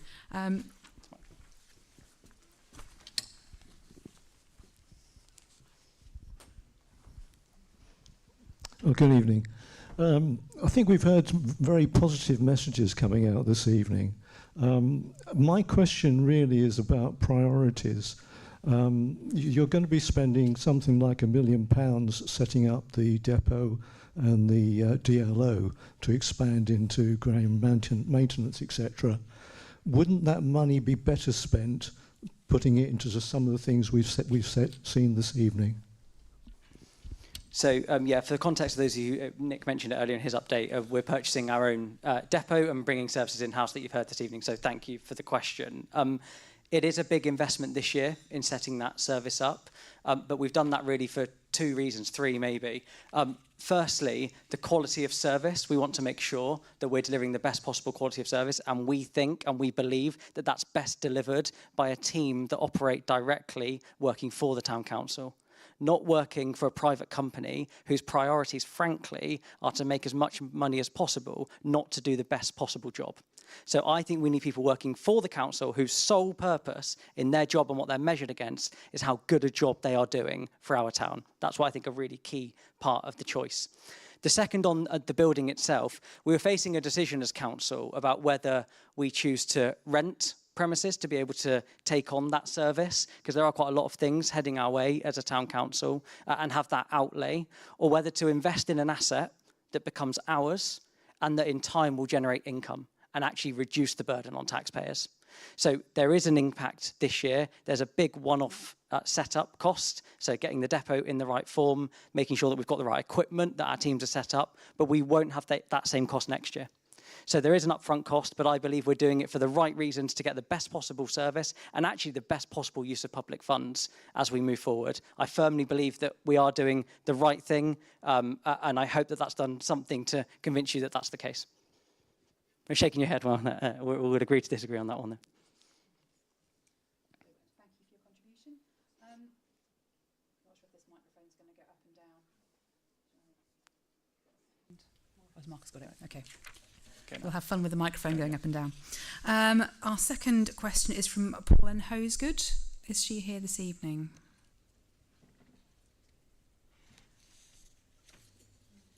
No, in which case we will provide a written response later on. We had a question in advance from Roger House. Is Roger here? Thank you, Roger.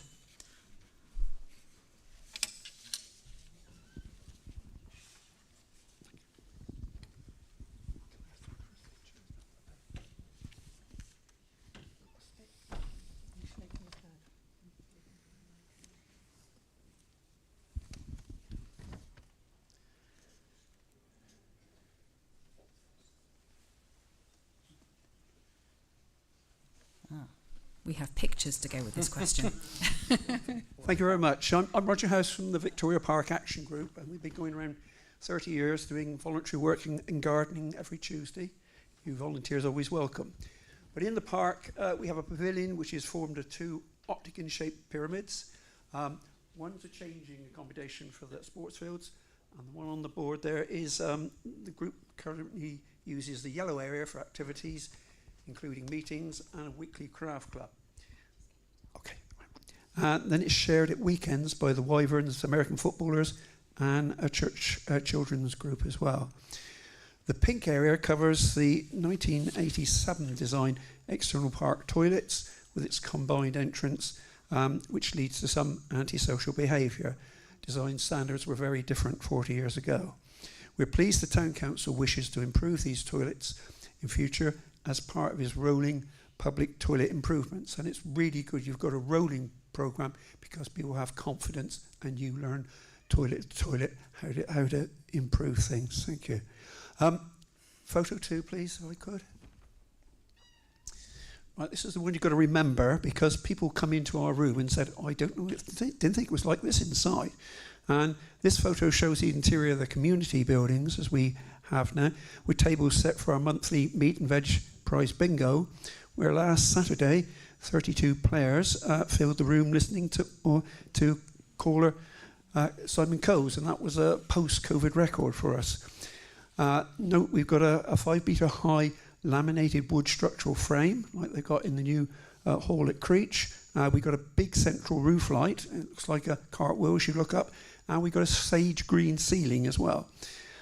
This half octagon room looks to have scope for expansion to hold more people if space can be gained from the toilet refurbishment. The toilets are just behind that pine cupboard. Next photo, please, number 3. Thank you. The groups have raised funds and commissioned feasibility studies for improvement of the building. Over 10 years ago, we started, and Stoney Partners plan option D is shown there. It shows replacement toilets for outside park users, while some of the old toilet space has been grabbed to enlarge the yellow community room area. A survey is shown here as well. It was hoped to work for both the hall and the sports field. The big target, I think, is a 75 square metre floor area for the hall, just over half as big again. The current Taunton local plan asks developers of large housing schemes to provide a village hall of this minimum size, so it should meet parameters for grant funding, and also VPAG are an excellent vintage village hall committee. Photo 4, please. Thank you. This is the front of the pavilion that you were seeing if you've gone past on the cycleway. We think the toilet programme might best be solved by a small flat roof extension to the recess in front of the shutter door area. Inside this, 2 prefabricated stainless steel toilet pods could be fixed close to the current plant room, similar to those at French Weir. The remaining triangular bit could become a mixed sports store as well for their equipment. But this obviously would need planning permission. So we think our octagon has the potential of a future small public hall for the centre and should be a long-term aim for the Town Council. We would ask, does the Council also share this view? Currently, all the public halls are out in the perimeter of the town. A small hall here would suit many community groups and be accessible on foot to many town centre wards that lie within 500 metres level walk. Thank you. Brilliant, Mr. House. Firstly, I want to start by thanking you and your colleagues on Victoria Park Action Group, who I know do amazing things in your local community. So thank you on behalf of this council to you and your colleagues. Thank you also for the thought that's gone into your question this evening. In short, do I agree that we need better community spaces in our town centre and not just on the periphery? Yes. Absolutely. So I'm sure you'll be pleased to hear that's why we budgeted in this year for £30,000 to go specifically on Victoria Park and on the pavilion there to improve that. We're well aware of the site and the need to improve the public toilets, as you rightly lay out as well. And we've also allocated money towards the pavilion in Taunton Green. We know there are others in Priorswood Park and in other places, Gamington, that also need some attention. So we look at our pavilions as being underutilised community spaces at the moment, generally, in the town. They've not been given the love that they really needed and deserve to become really well-loved community assets. And I think lots of us can see them in our local communities. So I just want to assure you, yes, we absolutely agree with you generally on your point, and we're taking action in this year to come, specifically on Victoria Park and the pavilion there. Thank you very much. And as someone in the toilet working group. I'm very excited about the idea of more toilets to work on. We also had another question in advance from Chris Wadelove, if he is here. Thank you, Chris.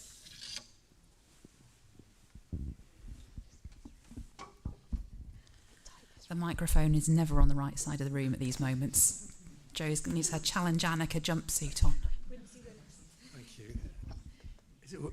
Hello. Hi. Yes, right. Hi. Good evening, everybody. My name's Chris Wadelove, and I would like to broach a huge question as to how we arrest the decline of our town centre and how we breathe new life into it. And I want to thank the councillors this year because they have shown us a way forward on this, so that they have suggested an answer to this question through the activities that they have put on, such as Taunton Together, the Sound of the Streets Festival, the Gay Pride in Vivery Park, Taunton Youth Community Arts Festival, all great successes, occasions of fun, communality and celebration. You've shown the way forward. Post-austerity, post-COVID, this is what we need. Bring us out of our rabbit holes, our bubbles, and give us the buzz of communal well-being and spiritual uplift that this kind of occasion provides. But my question to you, councillors, why don't you go all out for a policy of regeneration of the town through a focus on the arts? Make Taunton a hub for performance, for fun and entertainment, and the consequent enlightenment that follows. However, in order to do this, the town desperately needs an auditorium big enough to attract the quality, style and scale of acts that will bring out the audiences in the numbers that will make a difference to footfall, increase the prosperity of the hospitality sector and revive the nighttime economy, which is barely existent at the moment. This means giving total support to the campaign which I am part of, which is to bring back the old Gaumont Cinema, now Mecca Bingo, as a premier West Country destination. In the same way as our museum is the destination for history and material heritage for the entire region. The Gaumont is a beautiful, iconic building, grotesquely underused as a bingo hall.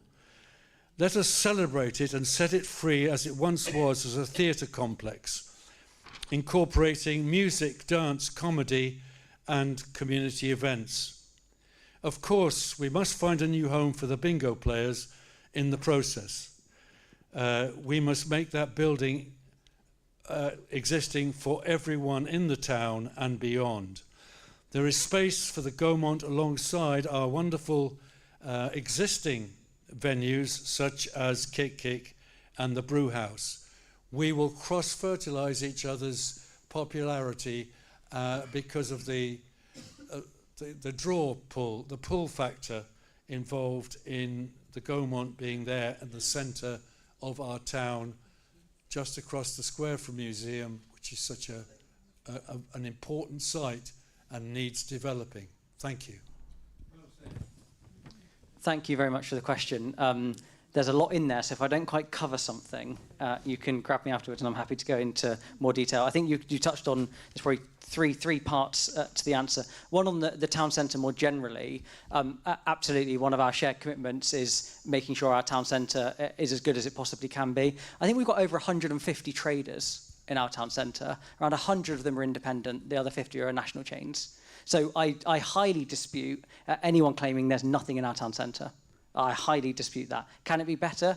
Yes. Do we have amazing shops and things on offer?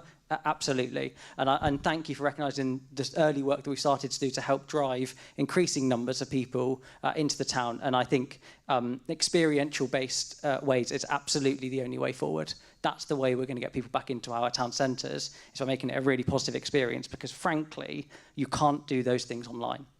So what can you do in person that you can't do online? Those are the things we should be focusing on.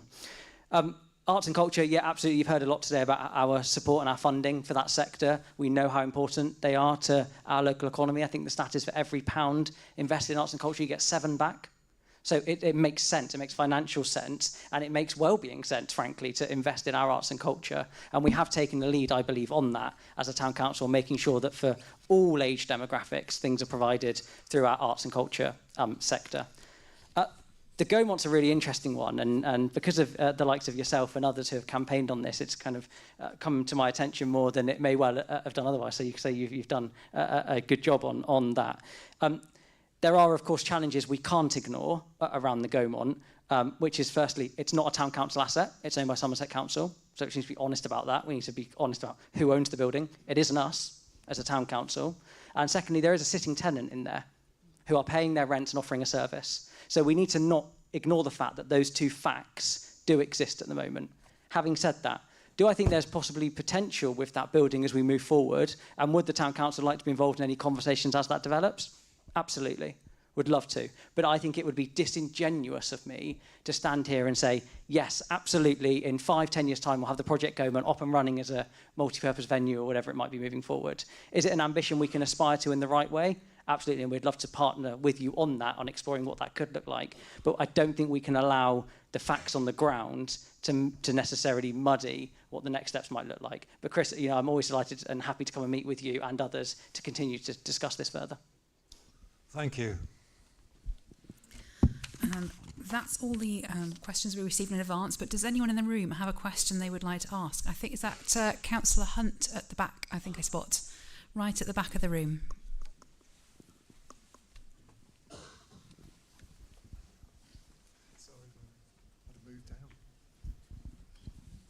Thank you for that. It's not actually a question. I just wanted to say a few thank yous actually for a change. So I'm always coming to your meetings moaning and complaining and asking you for stuff with my begging bowl. This year's been a very difficult one financially, particularly at Somerset Council, as Tom, you'll know as well as I do, and everyone else. We initially had the issue with the High Street car park, if you remember, where that was announced to be closed by Somerset Council. And I just want to thank you and your team at Taunton Town Council for assisting in stopping that happening. That was extremely good news. The same also applies, of course, to the CCTV in the town centre. That was extremely important that was retained. We've also got, although it may only be a small amount of money involved, it's still a significant amount, and that's obviously securing Vivary Park, which was another thing which was great to have support on. In terms of the other bits and pieces, I would just like to speak on 2 other bits as well, if I may, very briefly, to say thank you. I'm the director of the Taunton Flower Show, and on their behalf, I'd like to thank you, your grants team, for issuing a very valuable grant to Taunton Flower Show last year. We did use that. I know many of you came along, and thank you for that. We used that in our children's play area there, which was hugely successful. And the grant could not have been spent in a better way, in my opinion. It made it free to all the parents bringing their children there, so that was lovely. And I'm sure we'll be back for more next year if it's still available to us. And just very lastly, as president of the Taunton Thespians, I'd like to thank you, well, certainly the mayor and many of your colleagues, for coming along and supporting the theatre in the many productions we have each year. But certainly we have 3 every year, of which I have a special evening, which you do attend, and it's much appreciated, particularly by the actors involved. So thank you very much indeed. Thank you. Do we have any other questions? Ronnie, absolutely.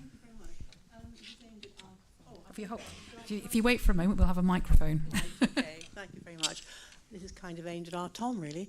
Along with Roger, I'm Vice Chair of the Victoria Park Action Group, and I'd like to thank you, Tom, for coming into the schools and listening to the children, listening to sometimes horrendous stories about not feeling safe in the park and sorting out the lighting and possible CCTV under the underpass and what have you. And you're making it happen, and they're feeling safer. So thank you for that.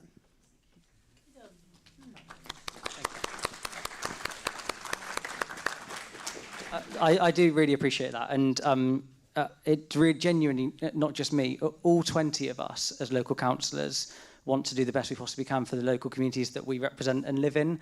And if there are issues that you want to discuss or you want to improve, please get in touch with your local councillor, because I know there's a lot reported in the press about councillors might be evil and they've got this other agenda, and I can assure you it's just simply not the case. I truly believe that people of all parties, regardless of politics, actually stand for election and choose to become a councillor because they care about the area they live in and they want it to be the best possible place. So if you have got a local issue, if you want to discuss it, if you want to make something happen, start with your local councillor. And if you don't, you can come to me.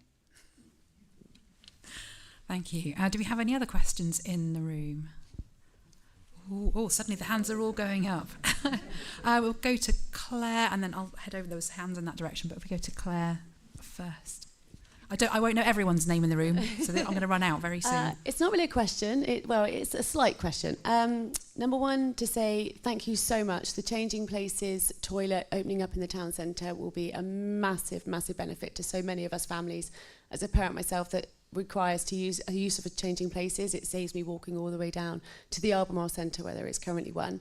And I know I've spoken to you previously tonight about making the parks more accessible with the use of a communication board for the non-verbal children and adults that live in our community would be amazing. To just say thank you for putting that on the radar, making those parks and recognising that they're not completely accessible for all children and adults here in Taunton. So thank you very much.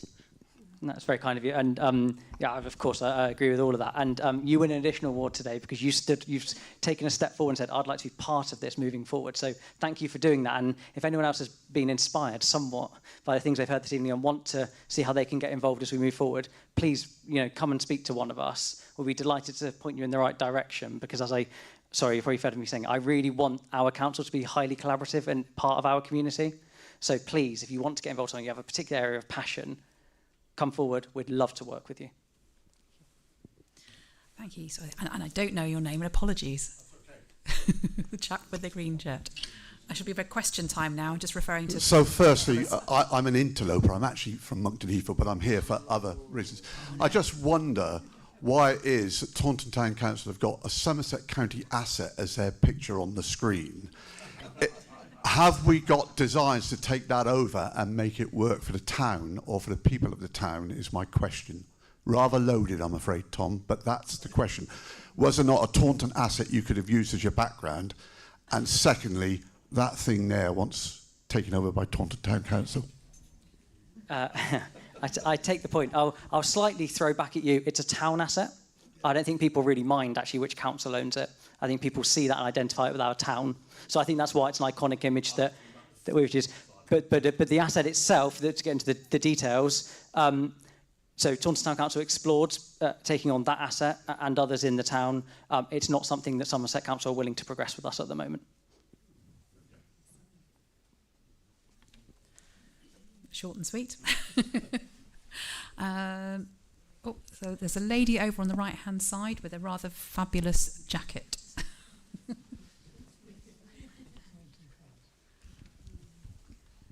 Yes, I'm going to talk about the twinning, the German twinning, Königslutter and Taunton. I've been a member for many years now, and I just want to draw attention to that we still don't have a street named after Königslutter. We've got Lisieux name, and in Königslutter they've got several references as regards to Taunton. So I don't know who is responsible or who should take care of this, but it would be very nice when we have our visitors coming. They're coming this year to us, and I know he wouldn't be able to do it yet, but to have a street name named after Königslutter, and they would be very proud to hear that. And I think there's so many new developments coming up in Taunton. Surely there must be a street that could be named after Königslutter. And also thank you for some of the money that we have been given towards having our visitors coming, so they can have a good time. Thank you. Thank you for the question. The town twinning, I have to say I've learned an awful lot about it, and our Deputy Mayor, I know, is particularly passionate about town twinning. I know will champion that in his mayoral year next year. If I'm really honest with you, I don't know what the process of the naming of roads is, so we'll take that away as an action, because it won't sit with us at the Town Council, but it's a really good point you flag. So I'm looking at our officers who I'm sure have got a note, Somerset Council, but I'm sure we can go and have the conversation. So thank you for flagging it, and let's see what we can do on that. I will go to Brenda first and come to you. So Brenda Prentice, she is down the aisle on the left-hand side.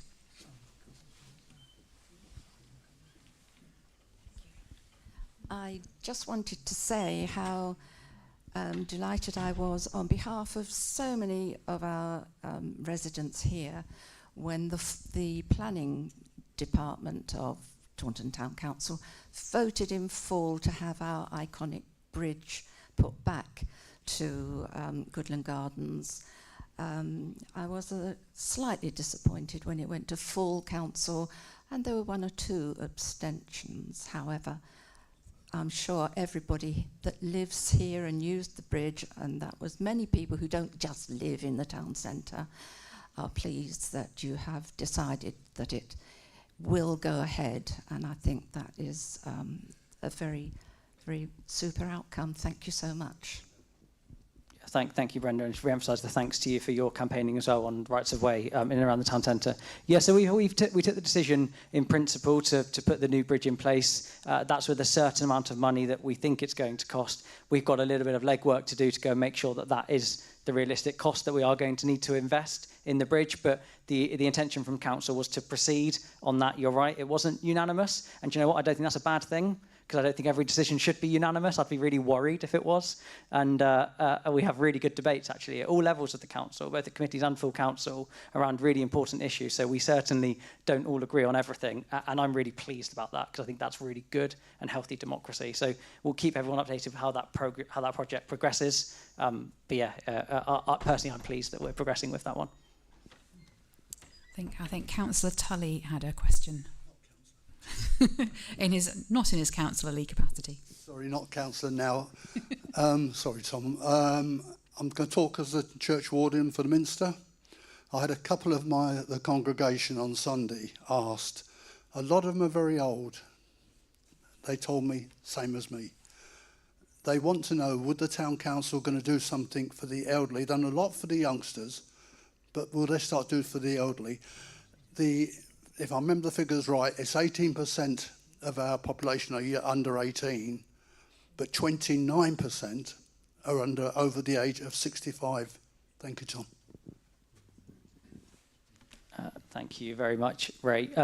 Yeah, it's really important that we make sure we look after everyone in our community, young and old. I think that's a really valid point. I think it's fair to say that some of the grant funding that we have given out has been able to particularly be targeted at those demographics. 2 things that come to mind just off the top of my head is I know some money went to the brew house that supported particularly engagement with older people in our population, and I know to the community centre in Prizewood, the area that's close to me, I know do amazing work that we've helped to fund with older people in the population. But I think it's a really good challenge to us collectively as we take forward as a council, which is how do we make sure that where we are putting money into things in our town and that we're investing in things that they are ticking the boxes for all corners of our community. And I know I've got the chair of the grants committee here who will be listening intently as well to make sure that it's another lens on actually the choices we make around, particularly when we give money to organisations and the things that we embark on. Absolutely. It's definitely on our radar for making it. It's one of the criteria that we do lack at. It's not just young people, but all different age demographics and different needs of different groups. So we will take that away. Do we have any more questions? There's a chap over there on the right-hand side. Marcus is winging his way over with a microphone. Thank you. Keith Kraut. I live up at Staveport Grove. I saw on your internet page tonight that you're looking at giving assistance to the street traders in the town centre following Somerset's disastrous decision to withdraw their electricity. Can I congratulate you and urge you to proceed as quickly as possible so that they don't lose business? Because although I know you'll get some criticism from other traders that you're using money to supply them with electricity while they're having to pay their own bills, but I think it will be recognised that those street traders draw people into the town, and at the same time they use all the other businesses. Thank you.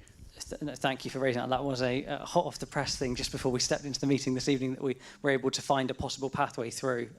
So for those who may not have heard that so far, I'm sure you've all seen wide coverage of the news around the street traders, 6 or 7 of them in the town, not having their electricity removed by Somerset Council on the 1st of April. I think conversations have been ongoing for many months on that. I think the traders have known, but the deadline is very quickly approached. We wanted to see what we could do as a town council on that particular issue. Clearly, there was a very strong public feeling around needing to support these hard-working traders. And I think we found this has to go to committee next week. So I'm saying it all in the premise that it has to be approved by, rightly, the right governance process and by that committee next Tuesday. But in principle, what this would enable is the town council are going to provide funding to Somerset Council for 6 months for the electricity to keep it going to those traders. We will not charge the traders for April, but we will from May onwards for the electricity that they use. So I think it's fair and right that the traders contribute to the electricity they use. As you say, other traders in the town need to pay their fair share of bills, and I think it's right the traders do.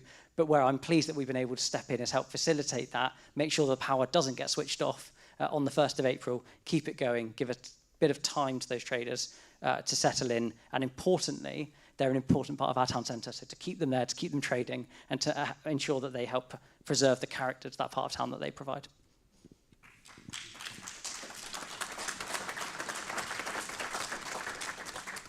Thank you. Do we have any other questions? I'm trying to remember if there were any other hands that were waving. Right, I'm going to run. Well, if that's everything, shall I hand over to you to wrap up? Or are we handing back over people to are fed up of my voice. Well, I just want to say a couple of things. Firstly, thank you to Amber for chairing and comparing and doing all of those amazing things this evening. Thank you to the team who have put this on.